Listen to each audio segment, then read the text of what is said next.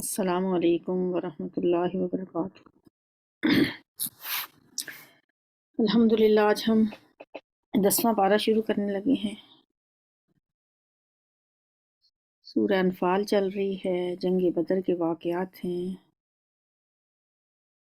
نحمدہ ونصلی علی رسولہ الکریم، اما بعد فاعوذ باللہ السمیع العلیم من الشیطان الرجیم، بسم اللہ الرحمن الرحیم۔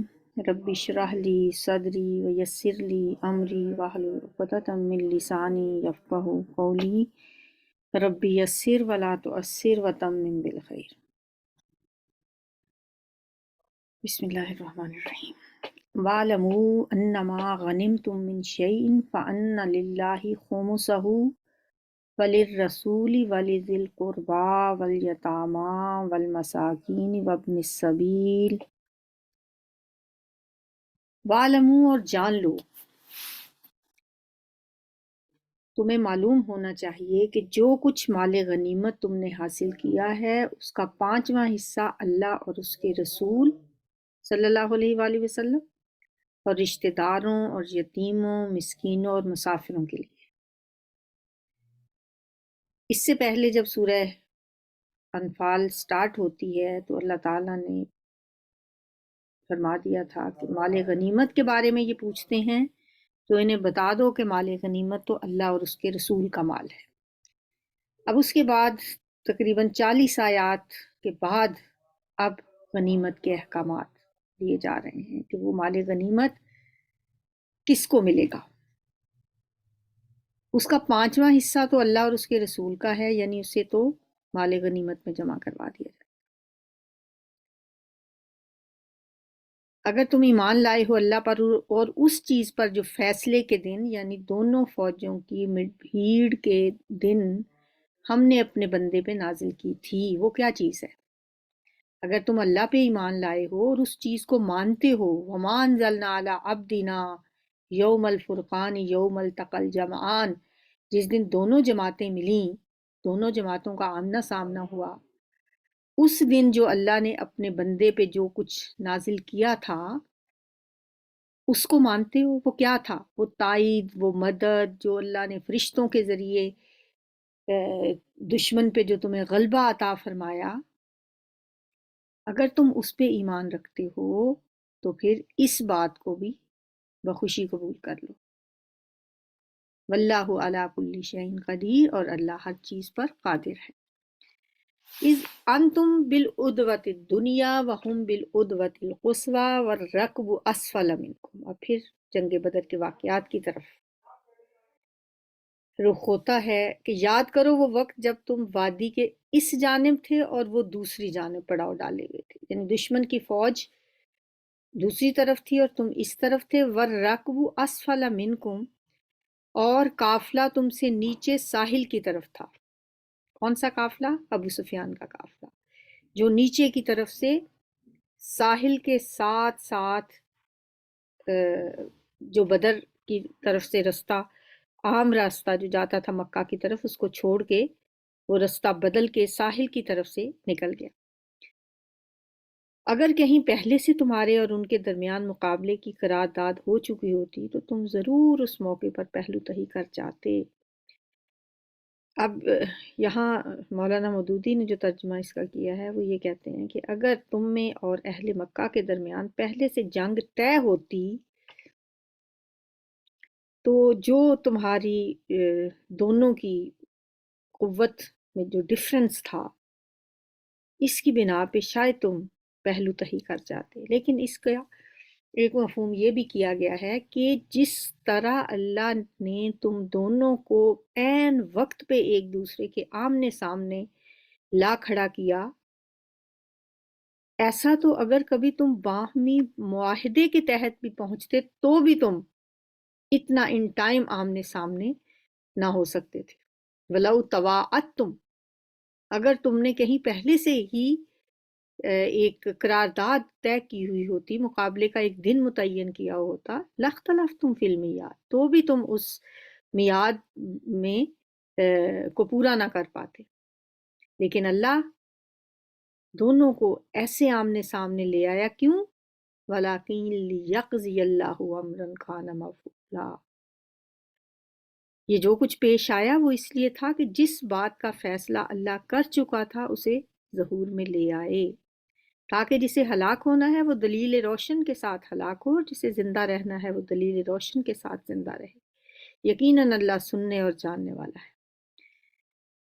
اِذْ یُرِیکَہُمُ اللّٰهُ فِی مَنَامِکَ قَلِیلًا، نبی صلی اللہ علیہ وآلہ وسلم کو اللہ تعالیٰ نے خواب میں دشمن بہت کم دکھائے تھے۔ جب آپ مدینہ سے چلے تو آپ کو خواب میں دکھایا گیا کہ دشمن کی تعداد تھوڑی سی ہے۔ اِذْ یُرِیکَہُمُ اللّٰهُ فِی مَنَامِکَ قَلِیلًا، اور یاد کرو وہ وقت جب کہ نبی صلی اللہ علیہ وسلم اللہ آپ کو تمہارے خواب میں انہیں تھوڑا دکھا رہا تھا۔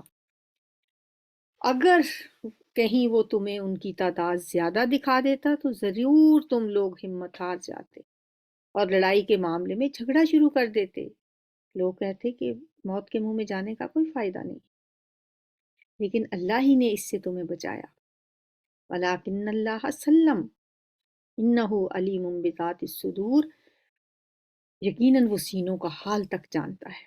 وَإِذْ يُرِيكُمُوهُمْ إِذِ الْتَقَيْتُمْ فِي أَعْيُنِكُمْ قَلِيلًا، اور یاد کرو کہ جب مقابلے کے وقت اللہ نے تم لوگوں کی نگاہوں میں دشمنوں کو تھوڑا دکھایا اور ان کی نگاہوں میں تمہیں کم کر کے پیش کیا، تاکہ جو بات ہونی تھی اسے اللہ ظہور میں لے آئے، اور آخرکار سارے معاملات اللہ ہی کی طرف رجوع ہوتے ہیں۔ اب جب جنگ شروع ہوئی، مسلمانوں کو نظر آ رہا تھا کہ کفار کی تعداد تھوڑی سی ہے، اور کفار کو بھی نظر آ رہا تھا کہ مسلمان بھی تھوڑے سے ہیں۔ ایسا اللہ نے کیوں دکھایا؟ تاکہ دونوں جمے رہیں، کوئی فریق بھی جنگ سے منہ نہ موڑے، کیونکہ اللہ کو یہ منظور تھا کہ آج فیصلہ ہو جائے۔ لِیَقْضِیَ اللَّهُ أَمْرًا كَانَ مَفْعُولًا وَإِلَى اللَّهِ تُرْجَعُ الْأُمُورُ یا ایھا الذین آمنوا، جیسا کہ آپ کو پہلے بھی میں نے بتایا کہ اس صورت میں تکرار ہے، یا ایھا الذین آمنوا، بار بار یہ لفظ آپ کو ملے۔ اے ایمان والو، جب کسی گروہ سے تمہارا مقابلہ ہو تو ثابت قدم رہو۔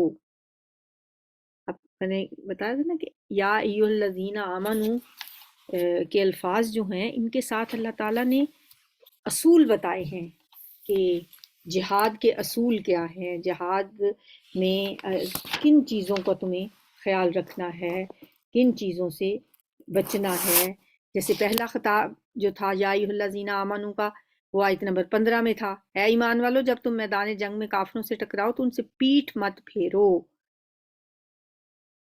پھر آیت نمبر 20 میں ہے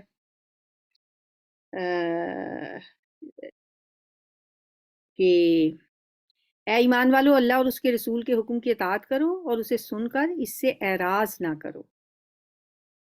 پھر اس کے بعد آیت نمبر 23 میں یا ایھا الذین آمنوا، اے ایمان والو اللہ اور اس کے رسول کا حکم مانو جب وہ تمہیں ایسے کام کی طرف بلائیں جس میں تمہاری زندگی ہے۔ پھر چوتھا 27 میں، اے ایمان والو اللہ اور رسول سے خیانت نہ کرو اور آپس کی امانتوں میں بھی جان بوجھ کر خیانت نہ کرو۔ پھر پانچواں 29 آیت میں ہے یا ایھا الذین آمنوا، اگر تم اللہ سے ڈرتے ہو رہو گے تو وہ تمہیں فرقان عطا کر دے گا، تمہارے گناہ تم سے دور کر دے گا اور تمہیں بخش دے گا۔ اور یہاں پہ چھٹا خطاب ہے یا ایھا الذین آمنوا، اے ایمان والو جب کسی جماعت سے تمہارا مقابلہ ہو تو ثابت قدم رہو اور اللہ کو بہت یاد کرو تاکہ تم کامیاب ہو جاؤ۔ وَأَطِیعُوا اللَّهَ وَرَسُولَهُ، اور اطاعت کرو اللہ کی اور اس کے رسول کی، اور آپس میں جھگڑو نہیں، ورنہ تمہارے اندر کمزوری پیدا ہو جائے گی اور تمہاری ہوا اکھڑ جائے گی۔ صبر سے کام لو، یقیناً اللہ صبر کرنے والوں کے ساتھ ہے۔ ان اللہ مع الصابرین ولا تکونوا کالذین خرجوا من دیارہم بطرا ورئاء الناس، اور ان لوگوں کے سے رنگ ڈھنگ نہ اختیار کرو جو اپنے گھروں سے اتراتے ہوئے اور لوگوں کو اپنی شان دکھاتے ہوئے نکلے، اور جن کی روش یہ ہے کہ اللہ کے راستے سے روکتے ہیں۔ جو کچھ وہ کر رہے ہیں وہ اللہ کی گرفت سے باہر نہیں ہے۔ یہ اہل مکہ جب نکلے مکہ سے ابو جہل کی قیادت میں تو بڑے اتراتے ہوئے اور بڑی تکبر کے ساتھ کہ ہمارا جس ان کے ساتھ مسلمانوں کے ساتھ مقابلہ ہے وہ تو ہمارے ایک ہاتھ کی مار ہے۔ بڑا وہ اپنے آپ کو سمجھ رہے تھے کہ ہماری طاقت ہے اور ہمارے بہت بڑا لشکر ہے اور مسلمانوں کی تو چھوٹی سی فوج ہے، تو اللہ فرماتے ہیں کہ ان کی طرح نہ ہو جاؤ جو اتراتے ہوئے نکلے۔ وَيَصُدُّونَ عَن سَبِيلِ اللَّهِ وَاللَّهُ بِمَا يَعْمَلُونَ مُحِيطٌ۔ وَإِذْ زَيَّنَ لَهُمُ الشَّيْطَانُ أَعْمَالَهُمْ، ذرا یہ بھی خیال کرو کہ اس وقت کا جب کہ شیطان نے ان لوگوں کے کرتوت ان کی نگاہوں میں خوش نما بنا کر دکھائے تھے اور ان سے کہا تھا کہ آج کوئی تم پر غالب نہیں آ سکتا اور یہ کہ میں تمہارے ساتھ ہوں۔ شیطان نے بھی ان کو بڑی ہلا شیری دی تھی کہ کہیں یہ جنگ سے پیچھے نہ رہیں۔ اس نے بڑا خوشنما کر کے ان کو ان کے اعمال دکھائے اور کہا کہ آج تم پہ کوئی غالب نہیں آ سکتا اور میں بھی تمہارا ساتھی ہوں۔ مگر جب دونوں گروہوں کا آمنا سامنا ہوا تو وہ الٹے پاؤں پھر گیا اور کہنے لگا کہ میرا تمہارا ساتھ نہیں ہے، میں وہ کچھ دیکھ رہا ہوں جو تم لوگ نہیں دیکھتے۔ مجھے اللہ سے ڈر لگتا ہے اور اللہ بڑی سخت سزا دینے والا ہے، کیونکہ ظاہر ہے ابلیس کو تو آگ کا بنا ہوا تھا، اس کو نوری مخلوقات نظر آتی تھی، اسے فرشتے نظر آ گئے تھے، اس لیے وہ بھاگ گیا اور کہنے لگا جو مجھے نظر آتا ہے وہ تم نہیں دیکھ رہے۔ واللہ شدید العقاب اذ یقول المنافقون والذین فی قلوبہم مرض غر ہؤلاء دینہم، جب منافقین اور وہ سب لوگ جن کے دلوں کو روگ لگا ہوا ہے کہہ رہے تھے کہ ان لوگوں کو تو ان کے دین نے خبط میں مبتلا کر رکھا ہے۔ اب اس سے پہلے تو جنگ کا منظر تھا، اہل مکہ کا حال سنایا گیا کہ وہ کس طرح اتراتے ہوئے نکلے، مسلمانوں کا حال بتایا گیا، پھر شیطان کا تذکرہ ہوا، اور اب مدینہ میں جو منافقین جو تھے وہ جو طرح طرح کی باتیں کر رہے تھے ان کا تذکرہ ہے کہ وہ لوگ جو منافق تھے جن کے دلوں میں نفاق کی بیماری تھی وہ آپس میں کہہ رہے تھے کہ ان لوگوں کو دیکھو، غر ہؤلاء دین، ان کو تو ان کے دین نے دھوکے میں ڈالا ہوا ہے۔ وَمَن يَتَوَکَّلْ عَلَى اللَّهِ فَإِنَّ اللَّهَ عَزِیزٌ حَکِیم، حالانکہ اگر کوئی اللہ پہ بھروسہ کرے تو یقیناً اللہ بڑا زبردست اور دانا ہے۔ وَلَوْ تَرَىٰ إِذْ يَتَوَفَّى الَّذِينَ كَفَرُوا الْمَلَائِكَةُ، کاش کہ تم اس حالت کو دیکھ سکتے جب کہ فرشتے مقتول کافروں کی روحیں قبض کر رہے تھے اور ان کے چہروں اور ان کے کولوں پر ضربیں لگاتے جاتے تھے اور کہتے جاتے تھے لو اب جلنے کی سزا چکھو، یہ وہ جزا ہے جس کا سامان تمہارے اپنے ہاتھوں نے پیشگی مہیا کر رکھا تھا، ورنہ اللہ تو اپنے بندوں پر ظلم کرنے والا نہیں ہے۔ یہ جنگ کے میدان جنگ کا منظر بیان کیا جا رہا ہے۔ کداب آل فرعون، یہ معاملہ ان کے ساتھ اسی طرح پیش آیا جس طرح آل فرعون اور ان سے پہلے کے دوسرے لوگوں کے ساتھ پیش آتا رہا ہے کہ انہوں نے اللہ کی آیات کو ماننے سے انکار کیا اور اللہ نے ان کے گناہوں پر انہیں پکڑ لیا۔ اللہ قوت رکھتا ہے اور سخت سزا دینے والا ہے۔ یہ اللہ کی اس سنت کے مطابق ہوا وہ کسی نعمت کو جو اس نے کسی قوم کو عطا کی ہے اس وقت تک نہیں بدلتا جب تک کہ وہ قوم خود اپنے طرز عمل کو نہیں بدل دیتی۔ یہ ہے اللہ کی سنت۔ لم یک مغیرا نعمتا انعمہا علی قوم حتی یغیروا ما بانفسہم، جب تک کہ کوئی قوم اپنی حالت نہیں بدلتی، کوئی شعر بھی ہے نا ایک، خدا نے آج تک اس قوم کی حالت نہیں بدلی، نہ ہو جس کو خیال آپ اپنی حالت کے بدلنے کا، کہ جب تک کوئی قوم خود اپنے طرز عمل کو نہیں بدلتی تو اللہ تعالیٰ بھی اس کے حالات نہیں بدلتے۔ اللہ سب کچھ سننے اور جاننے والا ہے۔ آل فرعون اور ان سے پہلے کی قوموں کے ساتھ جو کچھ پیش آیا وہ اسی ضابطے کے مطابق تھا۔ کذبوا بآیات ربہم، انہوں نے اپنے رب کی آیات کو جھٹلایا، تب ہم نے ان کے گناہوں کی پاداش میں انہیں ہلاک کیا اور آل فرعون کو غرق کر دیا۔ یہ سب لوگ ظالم تھے، یعنی پہلے انہوں نے اللہ کی آیات کو جھٹلایا تو اللہ نے انہیں ان کے گناہوں کی پاداش میں ہلاک کیا۔ یقیناً اللہ کے نزدیک زمین پر چلنے والی مخلوق میں سب سے بدتر وہ لوگ ہیں جنہوں نے حق کو ماننے سے انکار کر دیا۔ ان شر الدواب عند اللہ الذین کفروا فہم لا یؤمنون، جتنے بھی جاندار ہیں سب مخلوقات میں سے بدترین وہ لوگ ہیں جو حق کو ماننے سے انکار کر دیتے ہیں، خصوصاً ان میں سے وہ لوگ جن کے ساتھ آپ نے معاہدہ کیا پھر وہ ہر موقع پر اس کو توڑتے ہیں اور ذرا اللہ کا خوف نہیں کرتے۔ یہ کون لوگ ہیں؟ مدینہ میں جو یہود کے قبائل تھے، بنو نذیر، بنو قینقاع، بنو قریظہ، ان کے ساتھ میثاق مدینہ کی روح سے یہ طے پایا تھا کہ کوئی بھی دشمن اگر مدینہ پہ حملہ آور ہوگا تو اہل مدینہ تمام مل کے اپنے اس اسٹیٹ کا دفاع کریں گے، لیکن وہ لوگ اپنے وعدوں کو نبھا نہیں سکے۔ ہر موقع پر وہ ان معاہدوں کو توڑتے ہیں اور وہم لا یتقون، اللہ سے ڈرتے نہیں ہیں۔ بس اگر یہ لوگ تمہیں لڑائی میں مل جائیں تو ان کی ایسی خبر لو کہ ان کے بعد دوسرے لوگ جو ایسی روش اختیار کرنے والے ہوں ان کے حواس باختہ ہو جائیں۔ یعنی اگر کبھی یہ لوگ، ویسے تو دیکھیں معاہدہ ہے ان کے ساتھ، انہیں جنگ میں کفار کا ساتھ نہیں دینا چاہیے، لیکن اللہ فرما رہے ہیں کہ اگر وہ جنگ میں ان کی طرف سے لڑنے کے لیے آتے ہیں تو پھر انہیں اتنی سخت سزا دو کہ دوسروں کو دیکھ کے عبرت حاصل ہو جائے۔ توقع ہے کہ بد عہدوں کے اس انجام سے سبق لیں گے، اور اگر کبھی تمہیں کسی قوم سے خیانت کا اندیشہ ہو تو اس کے معاہدوں کو اعلانیہ اس کے آگے پھینک دو، یعنی پھر ان سے کہہ دو کہ اب وہ معاہدہ ختم ہو گیا۔ یقیناً اللہ خیانت کاروں کو پسند نہیں کرتا۔ وَلَا يَحْسَبَنَّ الَّذِينَ كَفَرُوا سَبَقُوا إِنَّهُمْ لَا يُعْجِزُونَ، منکرین حق اس غلط فہمی میں نہ رہیں کہ وہ بازی لے گئے، یقیناً وہ ہم کو ہرا نہیں سکتے۔ اور تم لوگ جہاں تک تمہارا بس چلے زیادہ سے زیادہ طاقت اور تیار بندے رہنے والے گھوڑے ان کے مقابلے کے لیے مہیا رکھو۔ وَأَعِدُّوا لَهُم مَّا اسْتَطَعْتُم مِّن قُوَّةٍ وَمِن رِّبَاطِ الْخَيْلِ، یہ ہے وہ آیت جو مسلمانوں کو ہر وقت دشمن کے مقابلے میں تیار رہنے کا حکم دیتی ہے کہ اپنی عسکری قوتوں کو ہمیشہ مضبوط رکھو، دشمن کے مقابلے میں ہم اپنے گھوڑے ہر وقت تیار رکھو۔ اب آج کل اگر گھوڑے نہیں ہیں تو میزائل ہیں، جہاز ہیں، ان ساری چیزوں کو ہر وقت دشمن کے ساتھ مقابلے کے لیے تیار رکھنا چاہیے، تاکہ اس کے ذریعے سے اللہ کے اور اپنے دشمنوں کو اور ان دوسرے دشمنوں کو خوف زدہ کر دو جنہیں تم نہیں جانتے۔ اللہ یعلمہم، مگر اللہ جانتا ہے۔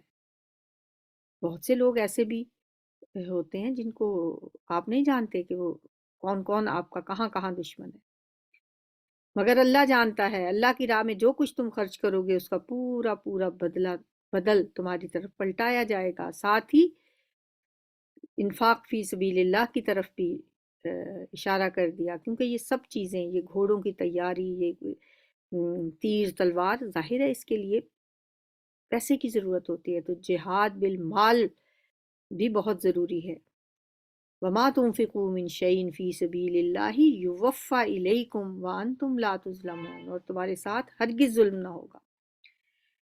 فَاجْنَحْ لَهَا وَتَوَكَّلْ عَلَى اللَّهِ، اور اے نبی صلی اللہ علیہ وآلہ وسلم، اگر دشمن صلح و سلامتی کی طرف مائل ہو تو تم بھی اس کے لیے آمادہ ہو جاؤ اور اللہ پر بھروسہ کرو، یقیناً وہی سب کچھ سننے اور جاننے والا ہے۔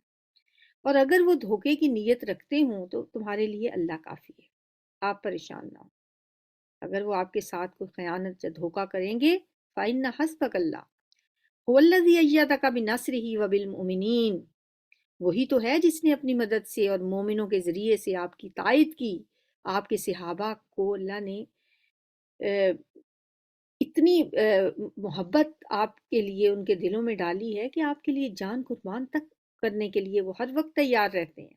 آپ اللہ پہ بھروسہ رکھیں، اللہ آپ کے لیے کافی ہے۔ اس نے اپنی مدد اور مومنوں کے ذریعے آپ کی مدد کی ہے۔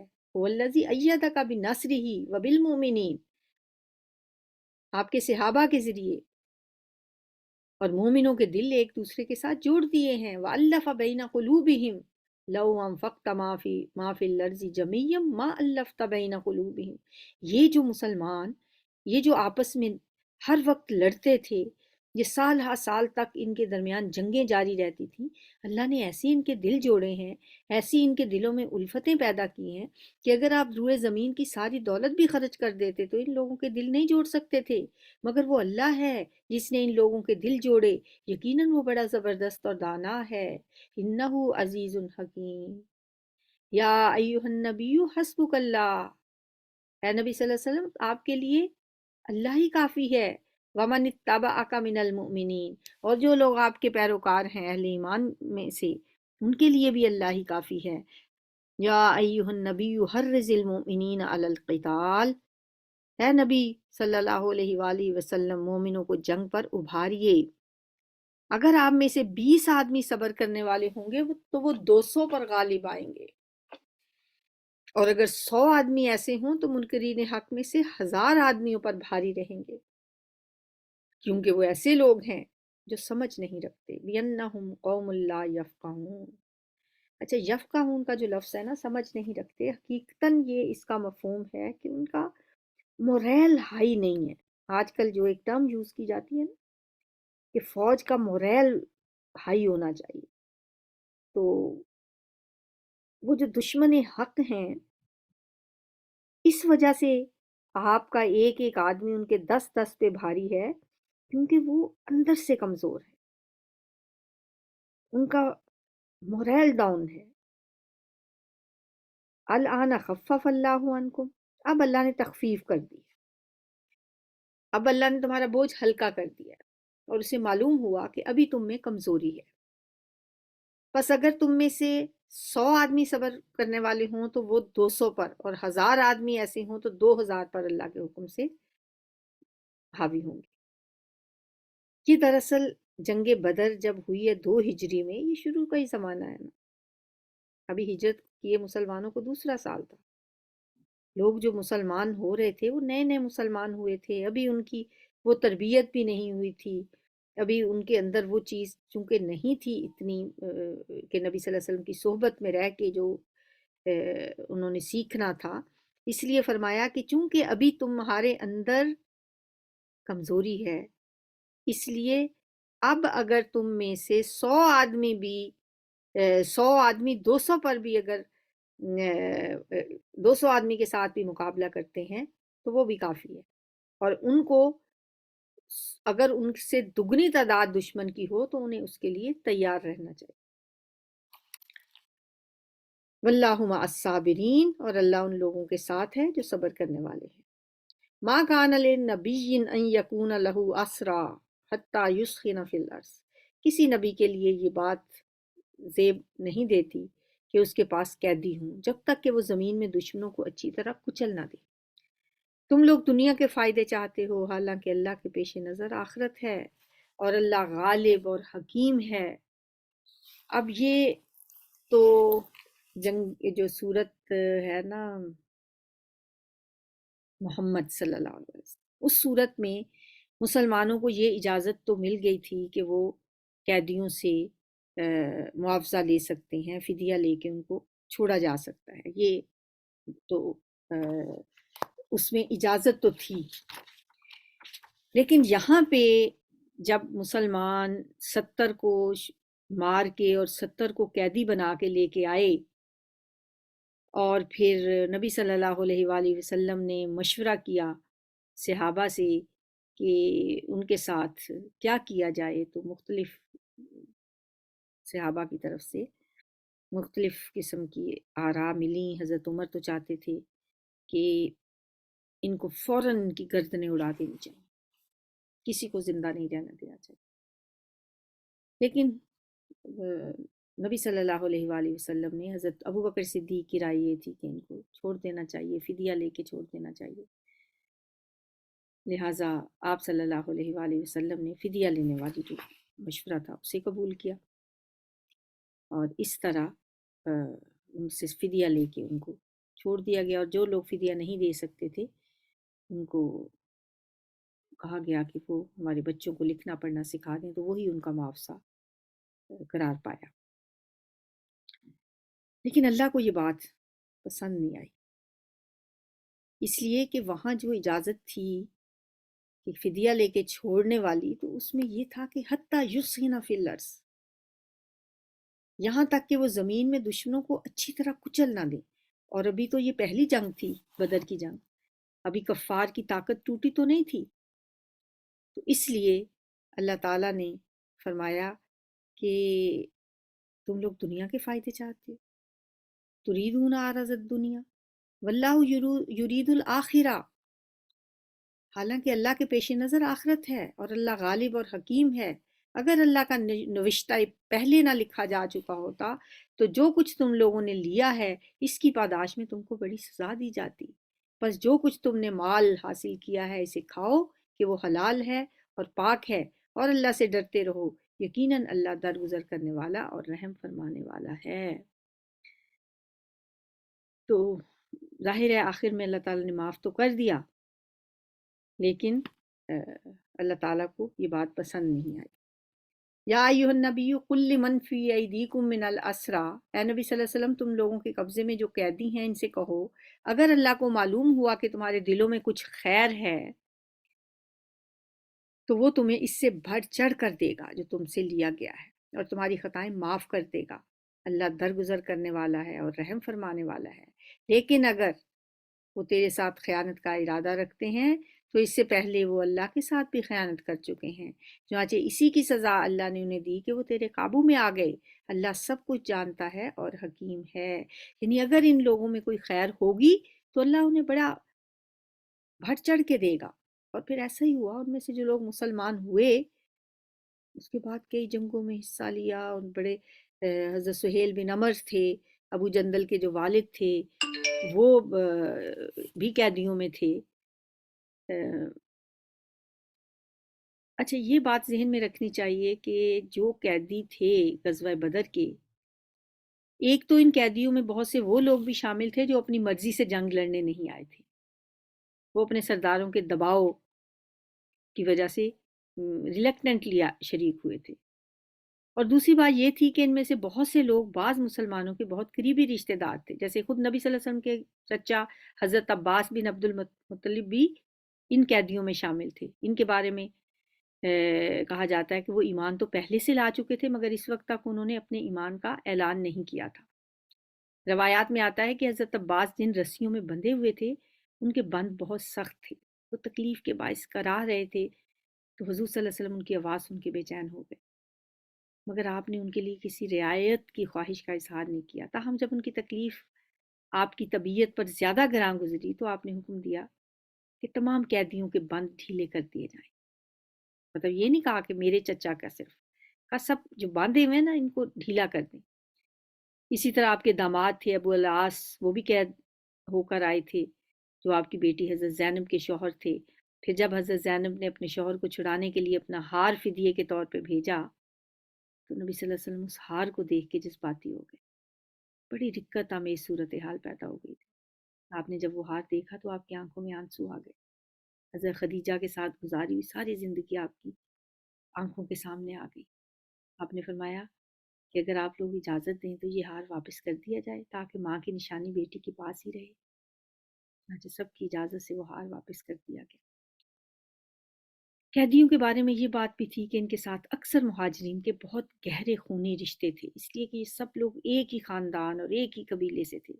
تو فرمایا نبی صلی اللہ علیہ وسلم آپ کے قبضے میں جو قیدی ہیں آپ ان سے کہیں کہ ان یعلم اللہ فی قلوبکم خیرا یؤتکم خیر مما اخذ منکم، اگر اللہ تمہارے دلوں میں کوئی بھلائی پائے گا تو جو کچھ تم سے لیا گیا ہے وہ اس سے بہتر تمہیں عطا کر دے گا۔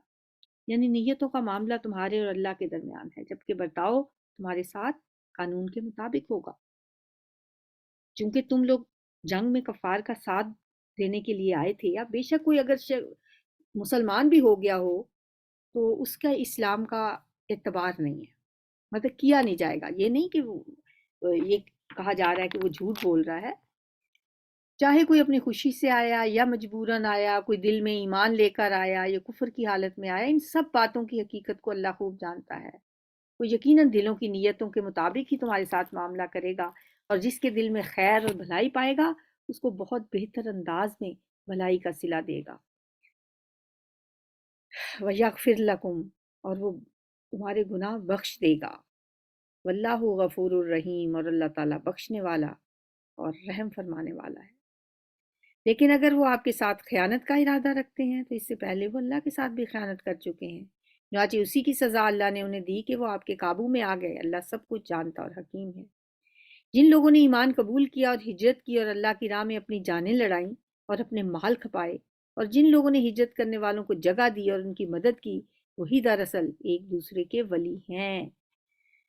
یعنی مہاجرین اور انصار، اور والذین آمنوا ولم یہاجروا، رہے وہ لوگ جو ایمان تو لے آئے مگر ہجرت کر کے دارالسلام میں نہیں آ سکے، تو ان سے تمہارا ولایت کا کوئی تعلق نہیں ہے جب تک کہ وہ ہجرت کر کے نہ آ جائیں۔ اب اس سے یہ بات پتہ چلی کہ جو لوگ مسلمان تو ہو گئے ہیں لیکن انہوں نے ہجرت نہیں کی، ان کے ایمان کا کوئی بھروسہ نہیں کیا جائے گا، مطلب یہ نہیں کیونکہ یہ اسٹیٹ کا معاملہ ہے نا، اور اس معاملے میں ہجرت فرض کر دی گئی تھی۔ جن لوگوں نے ہجرت نہیں کی ان کے ساتھ تمہارا کوئی رشتہ ولایت نہیں ہے، ایمان تو ظاہر ہے دل کا معاملہ ہے جس کی کیفیت صرف اللہ جانتا ہے، لیکن قانونی تقاضوں کے لیے ان حالات میں ایمان کا ظاہری معیار جو رکھا گیا وہ ہجرت تھی۔ یہی وجہ ہے کہ سورہ نساء میں جو اس صورت کے بعد نازل ہوئی، ہجرت نہ کرنے والوں کو منافقین اور کفار جیسے سلوک کا مستحق قرار دیا گیا اور کہا گیا کہ انہیں پکڑو اور قتل کرو۔ ہاں اگر ان کا تعلق کسی ایسے قبیلے سے ہو جس کے ساتھ تمہارا معاہدہ ہے تو وہ الگ بات ہے۔ چنانچہ جن لوگوں نے ایمان لانے کے بعد مکہ سے مدینہ ہجرت کی، انہوں نے اپنے ایمان کا عملی ثبوت دے دیا، جبکہ جن لوگوں نے ہجرت نہیں کی وہ بے شک ایمان کے دعوے دار رہے، انہیں قانونی طور پر مسلمان تسلیم نہیں کیا۔ مطلب بدر کے قیدیوں میں سے کوئی شخص اگر یہ دعویٰ کرے کہ میں ایمان لا چکا تھا، جیسے حضرت عباس تھے کہ میں تو جنگ میں تو مجبوراً شامل ہوا تھا، تو اس کا جواب اس اصول کے مطابق یہی تھا کہ چونکہ تم نے ہجرت نہیں کی لہٰذا تمہارا شمار انہی لوگوں کے ساتھ ہوگا جن کے ساتھ مل کے تم جنگ کرنے آئے تھے۔ اب تم یہاں فدیہ دے کے آزادی حاصل کرو اور دوبارہ ہجرت کر کے واپس آؤ۔ جو کچھ تم کرتے ہو اللہ سے دیکھتا ہے، واللہ بما تعملون بصیر۔ والذین کفروا بعضهم اولیاء بعض، جو لوگ منکر حق ہیں وہ ایک دوسرے کی حمایت کرتے ہیں، اگر تم یہ نہ کرو گے تو زمین میں فتنہ اور بڑا فساد برپا ہوگا۔ والذین آمنوا وہاجروا وجاہدوا فی سبیل اللہ، جو لوگ ایمان لائے اور جنہوں نے اللہ کی راہ میں گھر بار چھوڑے اور جد و جہد کی اور جنہوں نے پناہ دی، ایک تو ہجرت کرنے والے ہیں اور دوسرے پناہ دینے والے ہیں یعنی انصار، اور مدد کی، وہی سچے مومن ہیں، ان کے لیے خطاؤں سے درگزر ہے اور بہترین رزق ہے۔ اور جو لوگ بعد میں ایمان لائے اور ہجرت کر کے آ گئے اور تمہارے ساتھ مل کر جد و جہد کرنے لگے، وہ بھی تم ہی میں شامل ہیں، مگر اللہ کی کتاب میں خون کے رشتہ دار ایک دوسرے کے زیادہ حقدار ہیں، یقیناً اللہ ہر چیز کو جانتا ہے۔ یعنی جو وراثت ہے وہ خونی رشتوں میں ہی تقسیم ہوگی۔ مہاجرین اور انصار کا بھائی بھائی کا رشتہ اگرچہ وہ بہت مضبوط رشتہ تھا، اس میں بھی بھائیوں نے اپنی سب کچھ اپنے مہاجر بھائیوں کے لیے انصار نے پیش کر دیا، لیکن وراثت کے جو قوانین ہیں وہ خونی رشتوں کی بنا پہ ان کو سمجھا جائے گا۔ ان اللہ بکل شیء علیم، بے شک اللہ تعالیٰ ہر چیز کو جاننے والا ہے۔ سبحانک اللہم و بحمدک، نشہد ان لا الہ الا انت، نستغفرک و نتوب الیک۔ السلام علیکم ورحمۃ اللہ۔